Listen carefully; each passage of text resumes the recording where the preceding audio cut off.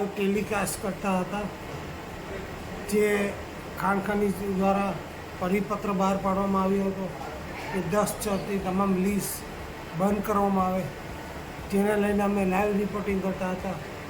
ત્યારબાદ અમે લાઈવ બંધ કરીને બહાર નીકળતા હતા ત્યારે લીઝ ધારકો અને એમના માણસો આશરે 20થી 25 લોકોએ મને અને મારા કેમેરામેનને લાકડી વડે માર્યા તથા મોબાઈલ તોડી નાખ્યા, બધું ડિલીટ કરાવડાવ્યું.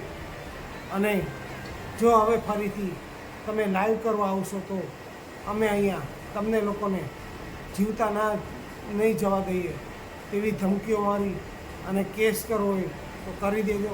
સાથે જ અમારી સાથે બળજબરીપૂર્વક વિડીયો બનાવડાયો છે, જેમાં એ લોકો દ્વારા એવું કહેવામાં આવે છે કે તમે એવું બોલો કે અમે પૈસા માગવા આવ્યા હતા, અને સરપંચ નીતિન ઠક્કરના કહેવાથી આ કરવામાં આવ્યું એવું બળજબરીથી અમને બોલાવવામાં આવ્યું છે.